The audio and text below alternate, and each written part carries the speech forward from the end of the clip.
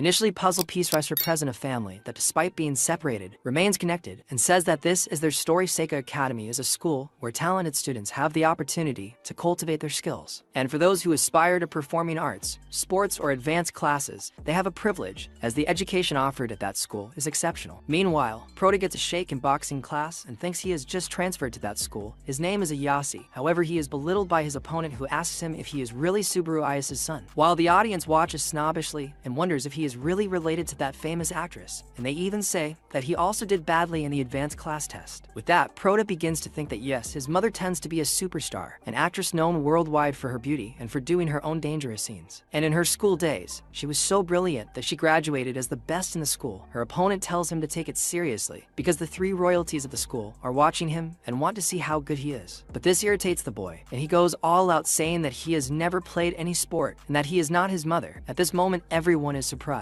but the boy just distributes cute blows that captivate his opponent until he gets a hang up, and everyone concludes that he is a total failure. But the boy doesn't let himself get down, because at 17 years old he is already used to people expecting the son of a prodigy to also be a prodigy. And strangely, he gets up and makes a pose that is very not straight, saying the more mediocre you are, the more obsessed with talent you become, which leaves his opponent surprised. After all, he has the pose of an elite actress. However, the boy is just a wreck and has no moral authority to say anything. However, the boy gets up optimistically and says that he knows what he is talking about because he lived close to real talent. And having said that, he was leaving and is grateful for the chance to fight. But a student tells his opponent, who was the vice captain, that he can't be a failure in sports either. After all, the three royalties have great expectations for him. So the boy goes after Ayase, preparing a punch, saying he's going to make him show his true skills. But he's interrupted by a spectacular flying kick right to the jugular worthy of a movie. It was the captain, who also said not to harass beginners, and that this brought shame to martial arts. And then 2 more students appeared, one called Kazuki-sama from the performing arts program, where she stole everyone's attention because she was a star of the world-famous theater company. And the other one is Miwa-san. She is from the advanced class and got all the subjects in the entrance exam, besides being the youngest shogi champion and being the biggest promise of the sport. And without further ado, the captain is Nico-san from the sports program, and nothing less than an undefeated martial arts champion, a true machine. And together they are the three royalties, and they say they couldn't expect less from the daughter of a super actress. After all, he is stealing all the attention for himself. With this, the boy is impressed because the best students in each area of the school are girls, so they decide to congratulate him. And when they discover that he is a complete failure, in addition to being unmotivated at not being able to train him, he is also informed that there is no place for him at that school. However, the boy already had his transfer form and showed it to the girls, saying that he was going to be transferred to a general education school, firstly surprising them that this type of school exists, and secondly because he just said that since he is not welcome, he is getting out. But they tell him to wait and clean the dojo. After all, the losing side has the duty to clean, and despite the boy grumbling that he didn't even want to take the test, they say that's the rules and walk away. And with that, the boy just sadly picks up the bucket as everyone leaves. But they could hardly imagine that the mat was cleaner than when it was inaugurated, and they are surprised by the boy's dedication. Meanwhile, returning home, he thinks that when he was little, he just wanted to be admired like his mother, so he practiced in his room. But when he saw her rehearsing, he realized that she was a prodigy, and he was just mediocre. And after several failures in various areas he tried, people started to move away from him, including his mother, who was his only family, until his mother becomes bedridden, and he says he never noticed ever since he saw the series she did where she was a stay-at-home mom. And while she was watching, he says he likes that series, and in turn, his mother says she really likes it too. In this, he says that it is amazing that despite being a common series, he likes how the episodes always end with the family having dinner while smiling and talking about random things. And so his mother agrees that she likes that too. Then he thinks that it was the first time he had a conversation with his mother in years, and he realized that his mother always wanted a family identical to that series. Then a book is presented that says, "Dear you, I wish you a happy family. With love, Mommy." And then he closes the book, and the bed is empty as he walks away towards the exit. Back in the present, he remembers his mother's words and thinks that he will go after it and will make up for everything he and his mother missed out on. So he arrives at a new house and says that Mr. Mikadono told him to go straight into the house, and is surprised to see that his new house is a big mansion, thus wondering who Mr. Mikado is. But before he can even reason, Nico comes with a flying kick, thinking he is a thief, but he dodges, and with that she realizes it was him, but ends up falling to the ground in a suspicious pose. And of course, the boy took the opportunity to joke that even prodigies kneel down from time to time while doing an acting pose, leaving the girl completely embarrassed. So he throws a towel at her and calms her down, saying that preventing colds is part of martial arts, making her blush, and she ends up accepting, until she hears the sound of another girl coming and ends up running away from there. And so the other two who were in costume arrive at the place and wonder what he is doing in their house.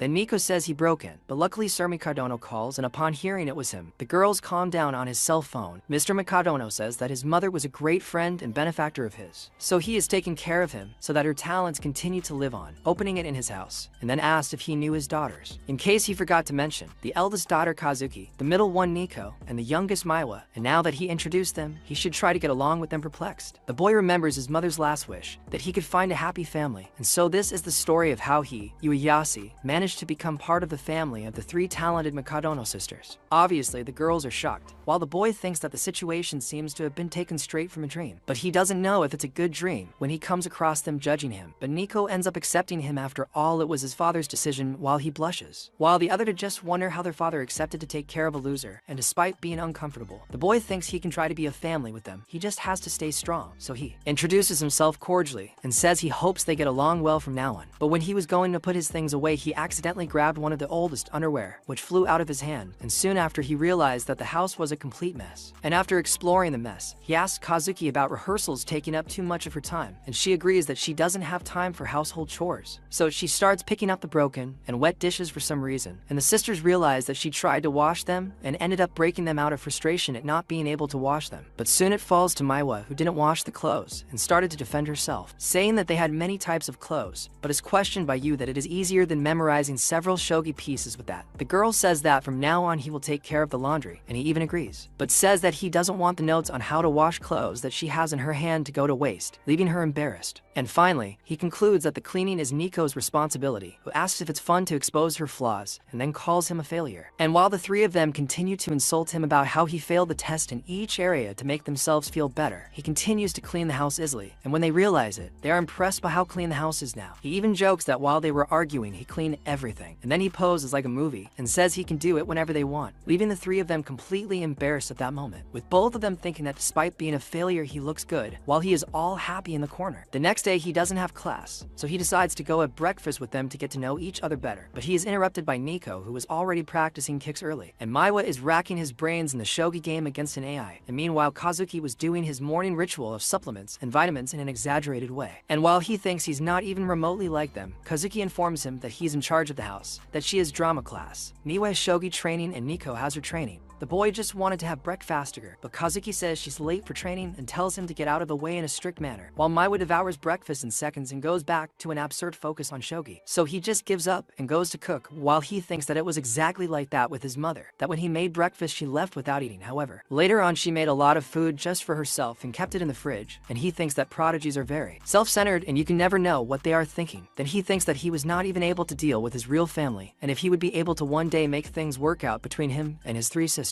But he is interrupted by Nico, who is surprised by the great breakfast he made, and he soon responds that he made it with the ingredients that were almost spoiled, and already seeing the girl salivate, he offers some to her, where she played hard to get. But when he showed that he was going to eat it all by himself, she almost gave in, but said that she wouldn't eat his unbalanced meal. After all, it didn't have the exact amount of protein and fat, which made the boy wonder if she counts the exact amount of nutrients every time she eats. And soon the girl answers yes, and says you are what you eat, and that is as important as training. So it is impossible to be the best athlete if she does not have the best body. And with her and Miwa already late, he thinks they give him quite a headache. After all, who puts being better above eating what you want? But then he remembers that his mother went on a diet to get certain roles, so Kazuki does it to remain the main star, while Miwa devours sweets to feed her brain. So the prodigies end up being so self-centered that they don't see anything else, because they are driven by something bigger. So think about when he started to be afraid of his mother and stopped talking to her because he didn't understand her. And when he realizes that they are leaving, he decides to take action and asks them to wait, saying that they forgot something, which at first makes them despair and realize that they haven't forgotten anything. But the boy says have a good day, which made them react without words, but then they said it was nonsense and left. But the boy is willing not to give up. However, Nico, when she sees herself in the car mirror, is all blushing to hear that from him, and the other two are already embarrassed, remembering his words, and all three think they liked those silly words. Meanwhile, at home, Mr. Mikadono calls the boy to find out the updates, and upon learning that everything is fine, he informs him that he will be away from home for a while longer due to work, which made you think that he is screwed with those three. But their father asks him for a favor, that it won't be long before they face obstacles of their own, and that he wants him to be their helping hand at this time, and that if he can help them with this, they will probably end up opening up more to him. And this clearly left the boy perplexed, as how someone as mediocre as him would be able to help someone like those three.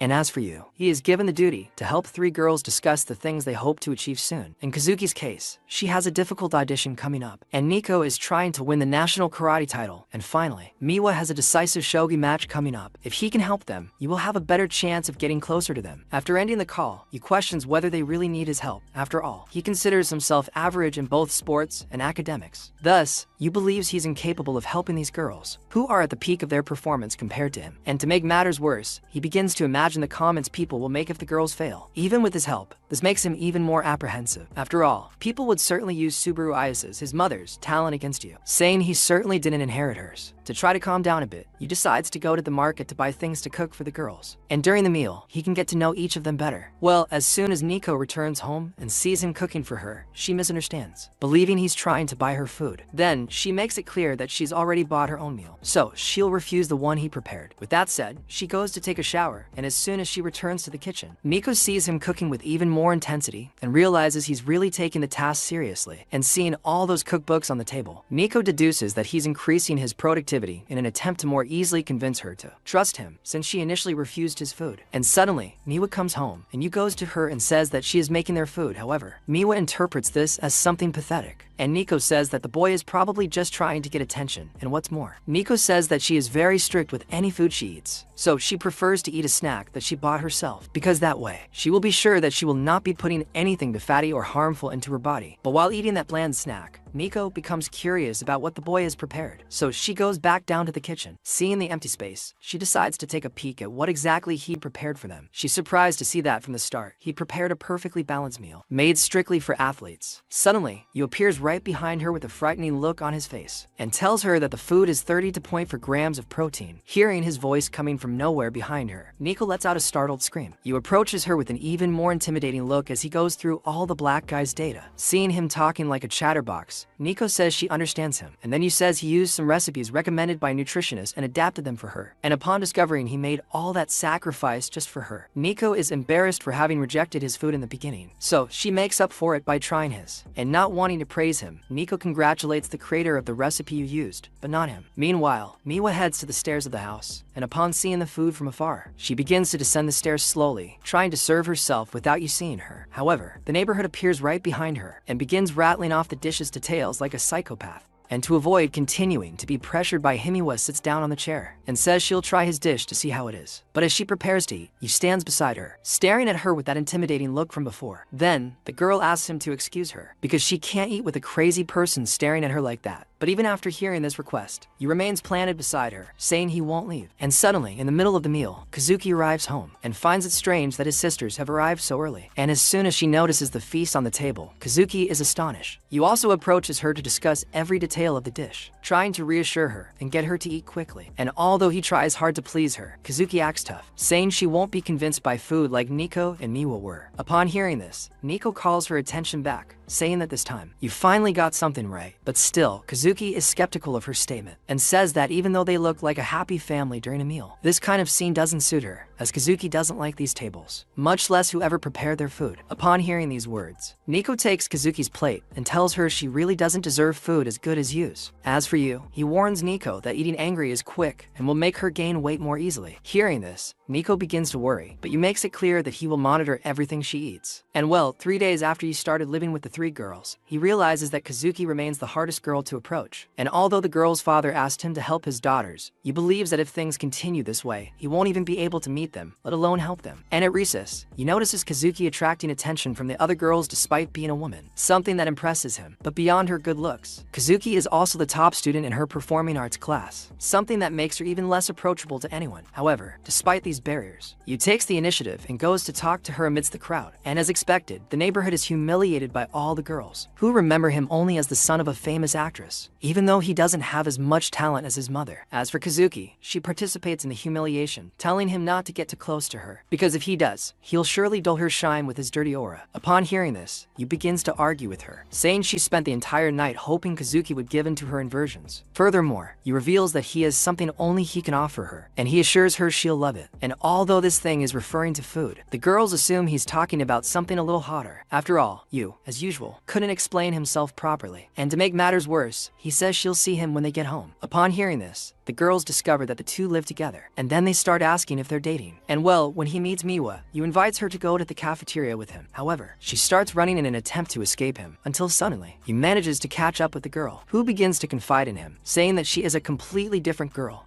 of the other students in the room, to the point where Shennet even being able to understand a normal conversation between girls. Upon hearing this, he says he is able to understand her, but right after saying this, he makes it clear that he doesn't want to pretend to fully understand what she's going through, as that would be impossible. But at the same time, he believes he is able to understand at least a little of what she feels. After all, he is in the same position. After changing the subject, he reveals that he intends to win Kazuki over, and asks Miwa for help to make it easier. Upon hearing this, Miwa explains that when Kazuki was 3, she asked their mother to prepare a secret meal just for her. Miwa tells him to use this random story as a clue to help him win Kazuki over. Yu then decides to cook the same dish her mother made, but he realizes he'll need to find out which dish her mother made that day. And well, after managing to make the recipe, Yu invites Kazuki to try his food, and says that this time, he prepared something she will really like. But before she can see what he prepared, Kazuki falls to the floor unconscious, and is then helped by her sisters, who are worried about her situation. However, Kazuki tells them to stop all that drama, and assures her that she will be fine. But as soon as Miwa touches her head, the girl burns herself to death. Nico becomes irritated with Kazuki and tells her to stop acting tough when she clearly needs help. Suddenly, Yu comes to her with some nutrient-rich porridge to help her get better as soon as possible. Seeing their excessive concern, Kazuki locks himself in his room and tells everyone to leave. Later, Yu returns to her room with another recipe, but Kazuki again tells him to stop bothering her. With that said, she tries to approach him to kick him out of her room, but after taking a few steps, Kazuki falls on top of him. Suddenly, Yu has the idea of being her scene partner until she gets better and can return to rehearsals. Hearing this, Kazuki remembers that he's the son of a very talented actress, so she assumes he's at least a decent actor. However, as soon as he opens his mouth to play the princess, Kazuki realizes he's actually more clumsy than she imagined. Kazuki then kicks him out of her room, saying she'd rather rehearse alone than have a mediocre assistant like him. And well, the next day, he goes to her room again and tells her he's read the entire script. But still, Kazuki notices that he's still stuck, so he kicks him out of her room again. And as the days go by, he tries to rehearse with her several times, but Kazuki keeps kicking him out of her room. And one night, Kazuki remembers that she's practically the star of the play, so she feels the need to find a way to get out of bed and put an end to her discomfort, once and for all, to avoid disappointing the people who will be in the play. With that, she leaves her room, and as she passes by the living room, Kazuki sees Yu watching a play, with the sole intention of improving her performance and helping Kazuki. And the next day, he returns to rehearse with her, when suddenly, Kazuki notices a certain improvement in the boy's performance. She then gives in and says she will eat his food, but she asks him to leave out a ton of ingredients. Upon hearing this, Yu discovers that in fact, Kazuki has been skipping his food all this time just to avoid admitting that she's picky about food.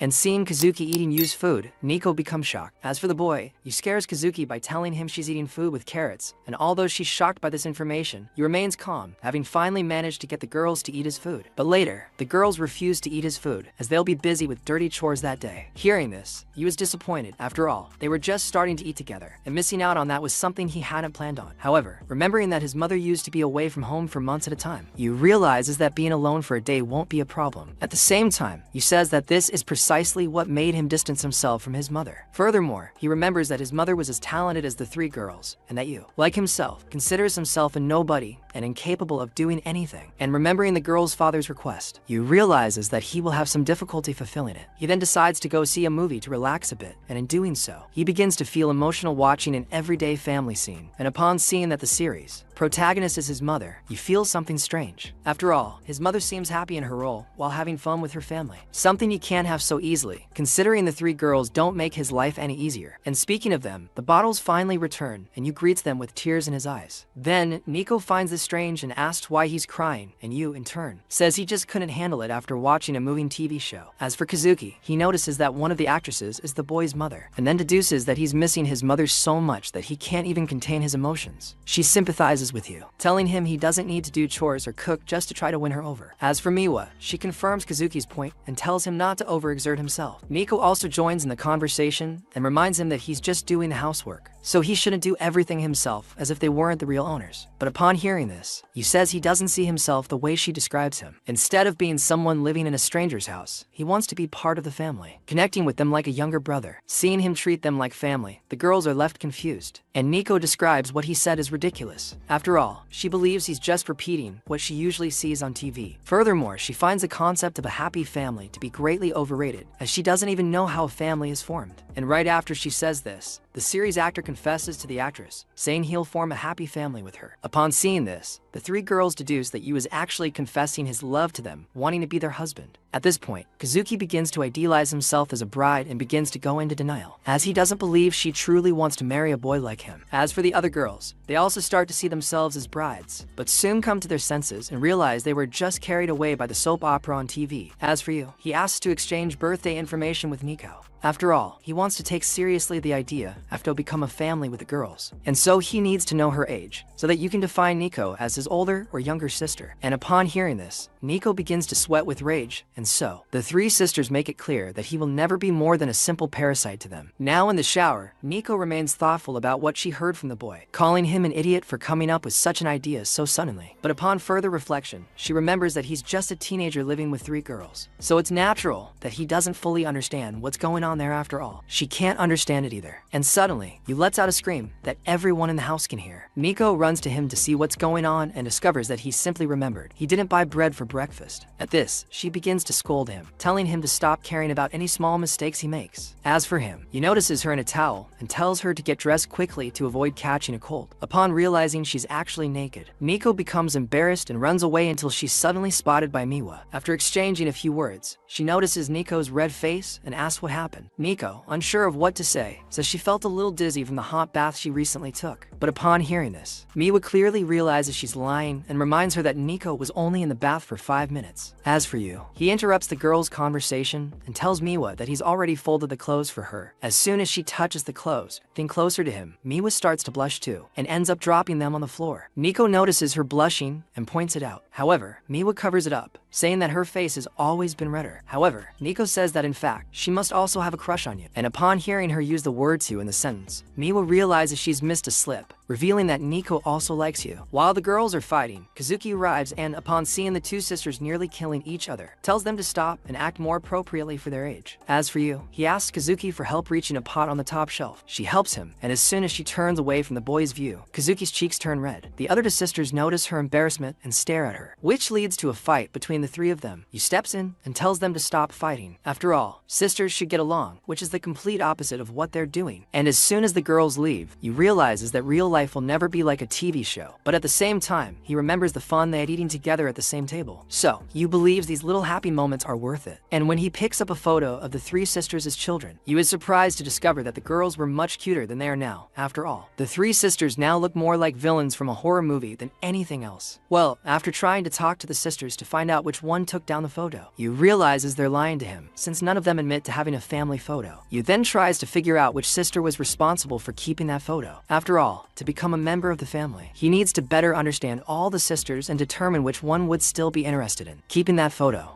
And the very next day, Yu tries to speak with his sisters, but just like before, they say goodbye to him to go on a business trip. And already at school, Yu searches his phone to find out exactly where the girls went. And later that night, Yu talks to his sisters about their upcoming trip the next day, and says he made them warm milk to help them sleep better and earlier. And Miwa, as for her, complains about not having booked their rooms yet, but Yu reassures her, saying he's already done that work for them. Even with everything sorted out, Miwa complains about having to eat hotel food for days. Hearing this, Yu assumes she'll miss her cooking, but the girl turns her face away and says she didn't mention it at any point in the conversation. Later, Miwa participates in the shogi tournament, and as expected, she manages to defeat her opponents without much difficulty. One of the event organizers approaches her and reminds her that Miwa will face a master the next day, so she advises Miwa to go prepared. Hearing this, Miwa heads back home thinking about the match, and then decides to train a little with the AI later that night. And well, when she goes to the hotel and finds Kazuki, Miwa asks what she's doing there. To this, her sister changes the subject, saying that that place is near the theater where she'll be performing, and as for Miwa, she says the same. At this, Nico boos the two sisters and like them. She's also surprised to discover that they're staying at the same hotel as her, and suddenly, he shows up and starts disdaining the three of them, as they don't even know where their appointment will be. And as if that weren't enough, they discover that Yu has booked the same room for all three of them, and although they seem upset, Yu tells them they should be happy about it and share the room like three sisters would. Furthermore, Yu tells them that there will be a cherry blossom festival that night, and then suggests they attend the event to have fun as a family. After all, this was the same event that was taking place in the photo you found. So he deduces that whoever saved the photo wanted to go to that event again someday. But as soon as they hear this, the sisters begin begin to complain to him, saying they don't have time for anything, considering they'll be busy the next day. Upon hearing this, Yu tries to convince them, saying that the event has a shrine that deducts the contestants' luck, so they can go there just to have fun, because he believes they'll do their best if they take the time to have fun. But before heading to the event, Yu takes the sisters shopping for some kimonos. As they try on the outfits, Yu takes countless photos of the girls, saying they look great in them. However, Nico refuses to wear them, preferring more sporty clothing. Yu brings her a Ross kimono, but the owner of the establishment brings another kimono for the girl, saying that one suits Nico better. In this, she tries on the outfit separated by Yu, and says that she looks strange in it. However, Yu screams with emotion when she sees that in fact, she looked incredible in that kimono.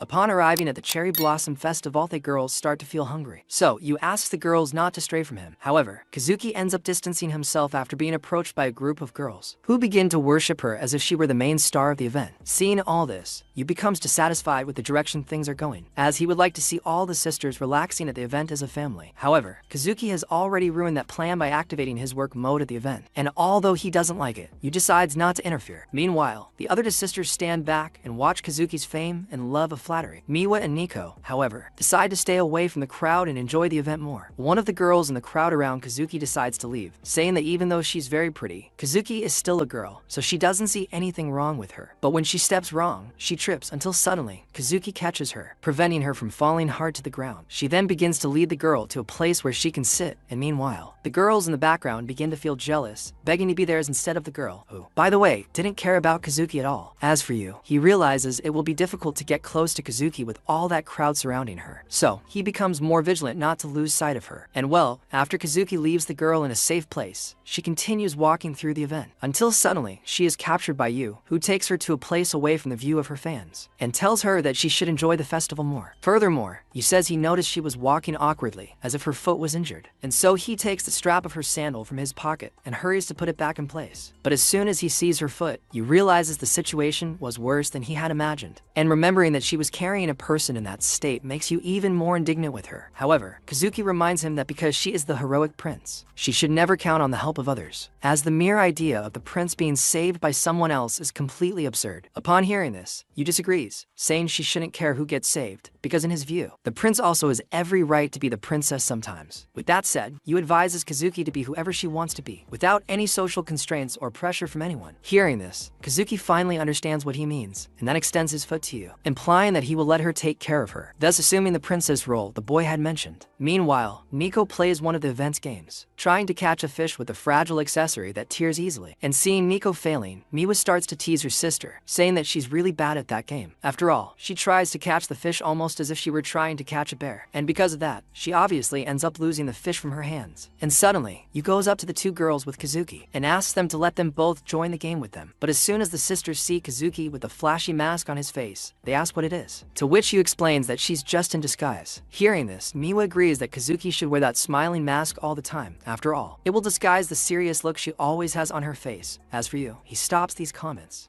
Unnecessary to start the hunting Gamito the fish, and during the game, everyone's racket breaks, except for Miwa, who manages to catch the fish. Everyone complains to her, but Miwa says they're just jealous that she's good and they're terrible. Seeing them fighting so much over so little, Yu advises them to stop being so competitive and not take that simple game so seriously. With that, he leaves the three sisters alone so they can learn to have fun with each other. Yu goes to the event venue where they'll test their luck. In this event, the participants must jump between lotus-shaped platforms until they reach the Torii Gate. If the participant manages to reach the Torii Gate without stepping on any false platforms, they will be blessed with unparalleled luck as a competitor. And what's more, they'll also get to take a photo with the shrine's golden guardian. Upon seeing the guardian, Yu notices that it's the same decorative statue the sisters were holding when they took their photo together. Yu vows to do his best to win the game. If he wins the right to take a photo with the statue, he'll invite the sisters to recreate that same photo from years ago. And Yu believes they'll remember how close they were when they were younger. And well, right after the game begins, the first participant is disqualified. Yu is called to be the next participant, but he is soon disqualified. However, he discovers he can keep trying to reach the Torii Gate as many times as he wants. So, he challenges himself to the same game again, but again fails. The other participants look at the dirty boy and realize he should have given up earlier while there was still time. However, Yu gets up and asks to try again. And as time passes, Yu continues trying to complete the challenge until suddenly it starts to rain. At that moment, the event organizers decide to stop the game and offer to let the boy take a photo with the statue, even though he hasn't reached the Torii Gate. But upon hearing this, Yu remembers that the three sisters sisters earn the right to the photo with their perseverance and intelligence, so he decides to do the same, and jumps between the platforms again, confident he can overcome this challenge. And on his last attempt, he finally manages to reach the torii gate. He runs to the festival to call the sisters and take the photo. However, he realizes that the event had already ended long ago, and just like before, he feels like he's angered the sisters after being abandoned by him. At this, Yu begins to regret, believing the sisters will drift even further apart than before. And because he's just a stranger who suddenly entered their lives, he feels he should be the last person to interfere in their lives. Well, during his reflections, he's interrupted by the sisters, who are still at the festival and looking for him. Nico begins to complain to him, saying that he promised he'd return to them in a moment, but now, he's just lying in the rain with his face covered in mud. Seeing them in front of him, he was surprised, as he thought they were already home. However, Kazuki reminds him that he's their guide at the festival, so it's his job to take them home. As for Nico, she apologizes to him, saying she couldn't afford an extra umbrella, so the three girls offer him a spot in their umbrellas. However, they say this at the same time, and Yu doesn't quite understand any of them. In the end, the girls play a joker to see who will walk with Yu under the umbrella, and in the end, Nico ends up being the lucky one. Although they are just walking together, she begins to feel her heart race, almost as if she had just run a marathon. At another point, Yu meets them again and wishes them good luck with their tasks the next day. Seeing him in a deplorable state, the girls advise him to take a shower as soon as possible. However, Yu says he forgot to reserve a room for himself, so he doesn't have access to the hotel's guest house like them. Furthermore, all the hotels are fully booked due to the Cherry Blossom event. So, Yu says he'll stay at an internet cafe. But upon hearing this, Kazuki decides to let him sleep in the same room as them, but says he'll only do it for that night. Yu begins to feel guilty about it. After all, he wanted the three of them to be alone and enjoy the night like good sisters. But now that he's there, Yu feels like he's ruining everything. However, Nico makes it clear that they would never abandon him. After all, that would be a dishonor to the family name. As for Miwa, she reminds him that they already live together, so it would be strange for them not to invite him to sleep in their room. While looking for a bathrobe, he finds it in the closet on the top shelf. He reaches out to grab the clothes, but in doing so, he gets too close to Nico, who starts blushing just seeing him near her. As soon as he leaves, the sisters are embarrassed to have a boy with them in such a small room. Hearing a noise coming from the room, Yu apologizes to them and says he planned to let the three of them spend that time alone, without anyone else, much less him. So, Yu asks them to know he's not there and to get some rest. And even though he asks them to, the girls remain blushing with embarrassment, feeling like they won't be able to rest like this. And well, when they turn out the lights to go to sleep, the sisters remain awake and red-faced. They wonder what could be happening to them, and then deduce that they're just anxious about the important tasks they have the next day. Meanwhile, Yu remembers the moment he took the girls to take pictures with the statue, and as he steps back to try to get a better angle, Yu ends up back slamming into a tree laden with water, which falls on his head. The girls smile genuinely at the scene, and Yu seizes this unique moment to take the photo, which, incidentally, is identical to the one they took in the past. He then starts searching for the old photo to compare the two, but discovers that the owner of the photo has already taken it back from him. And well, after a few minutes, Yu finally deletes it. Then, the sisters begin to talk about the event in their past, and during the conversation, Kazuki notices that they have gradually stopped talking to each other, and have isolated themselves only in their own tasks, even though they live together. But now, they're talking more after a long time, and suddenly, in the middle of their conversation, Miwa pulls out the old and new photos to compare, and is amazed at Yu's kindness and wanting to make them happy, even with something simple. And the next day, Yu watches TV and learns that the Mikadono sisters succeeded in their tasks that day in this case. Kazuki's performance was a huge success, and as for Miwa and Nico, they dominated the tournaments they participated in, something that leaves you speechless. As the days pass, he notices that the sisters have started to get along better after they went to the Cherry Blossom Festival, something that makes you happy, because for him, they should have been like this from the start. And remembering that he had promised to make a feast for when they return, he rushes home from school, hoping to have time to make the girls dinner. However, still at the door, he sees their shoes, and finds it strange that they arrived home earlier than him. Yu enters the house and sees an unknown man sitting on the sofa, but upon hearing his voice, he realizes it's Mr. Mikadono. Yu runs to him and thanks him for welcoming him into his home. He laments again about what happened to Yu's mother, but tells him there's nothing to worry about. After all, her talents will always live on as long as Yu grows and develops. With that said, Mikadono decides to return to the conversation with the girls and asks Kazuki to update him on her performance. She simply says that her shows were packed with fans and that the critics are in her favor. As for Nico, she says she won the championship, something she's already used to doing. However, she says she has another tournament coming up, so she's in no mood to relax. Following Miwa, she says she won the preliminary matches and will advance to the finals. Hearing all the girls, Mikadono urges them to keep trying and then turns to leave. Seeing him in such a hurry, Yu tries to call him back, but Mikadono says he only stopped by to get a report from his daughters. So now that he knows how they're doing, he needs to leave. However, Yu insists, saying he'll make dinner for the girls. So he asks Mikadono to stay for dinner with them. He decides to stay a little longer, but upon noticing a strange mask in the place, Mikadono asked what it is. Yu says he got it from a festival they attended over the weekend. Seeing that Yu was wasting the girls' time with the festival, Mikadono says he's just getting in the way of his daughter's rise to the top. But upon hearing this, Yu says that there's actually a shrine at these festivals that brings luck to competitors. So he believes this outing was perfect for them. And despite this, Mikadono continues to take it all in the worst possible light, as he believes that relying on luck is not the path for anyone. After all, luck is only achieved through continuous effort. Having said that, Mikadono begins to talk about Yu's background, and says that even though he is the son of the talented actor Yu Ayase, he still has no noteworthy achievements, which for Mikadono makes him nothing more than a zero. Furthermore, Mikadono makes it clear that there is no room in his home for talentless children. Hearing this, Yu is left speechless, and Mikadono then states that they will not allow anyone who brings this weak mentality into their home. And upon seeing how their father is treating the boy, the three sisters tell him to calm down. Even though Yu has no recognized achievements, he still does an excellent job with the housework, which is a great relief for them, as only with an organized home can they have peace and time to hone their talents. And when he notices them defending a boy they barely know, Mikadono asks if they really need Yu for anything, to which Miwa says that she doesn't necessarily need him. After all, Yu is just a convenient piece to have on hand for when he is useful.